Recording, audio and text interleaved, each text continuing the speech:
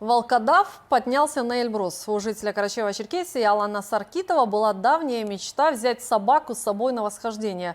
Работа над проектом началась год назад, и этим летом проект реализовался. Альпинист Асхат Гузоев из Кабардино-Балкарии, Алан Саркитов и карачаевский волкодав по кличке Басхан взобрались на самую высокую вершину Европы.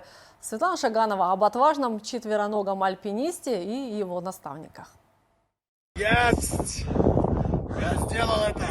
5621. Высота взята. Здесь рукой можно дотронуться до неба. Асхат Гузоев и Алан Саркитов – опытные восходители на Эльбрус.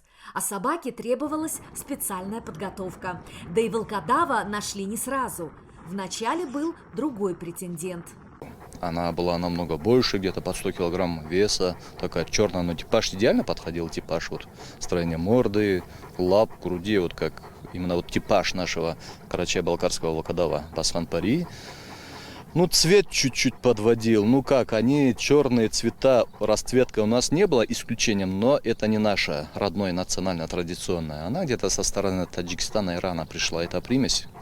Собаку выбирали по определенным критериям. Вес до 70 килограммов, строение, типаж, соответствующий окрас породы Басхан Пари, карачаевский волкодав.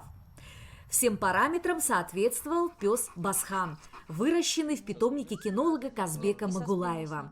Своего четвероногого друга для восхождения любезно предоставил Султан Бекболатов.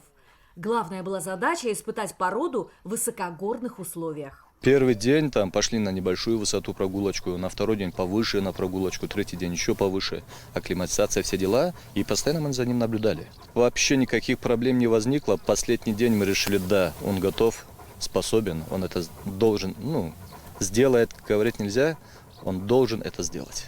Басхан держал нос по ветру и устремлялся ввысь, и как опытный альпинист взял эту вершину, которая покорилась не всем. Нелегко удалось.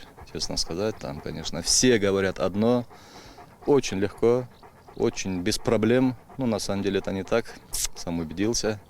Особенно последние шаги от седловины. До седловины, как тяжко дойти, это раз. Самое тяжкое начинается оттуда. Во-первых, дефицит кислорода, нету его. 3-4 шага делал, вот в такое состояние вот превращаешься. Отдыхаешь, еще 3-4 шага также, если не идешь одним темпом. Там тоже своя методика, свой шаг, свои там моменты.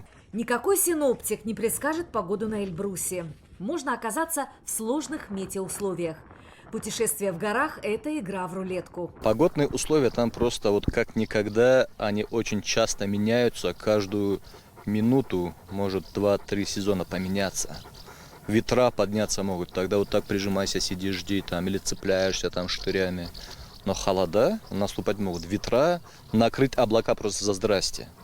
Вот накрыло, ты не видишь, вот я вас сейчас как вижу, там мы друг друга не увидим. До такой степени могут накрыть густые облака, а дорога, если ты там неопытный, ты там останешься. Для восхождения нужна специальная экипировка. На ногах металлические приспособления, альпинистские кошки.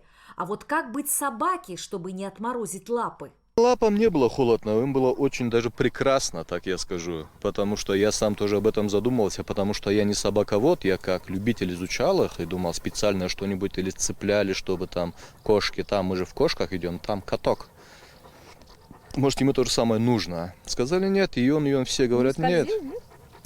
Он сам чувствует, он должен под собой почву чувствовать, когда где чуть-чуть скользко, он когти пускает, и каждый шаг он свой контролирует. Смелый шаг сделан. Басхан доказал свою выносливость, свой боевой характер и уже вошел в историю первым покорившим Эльбрус.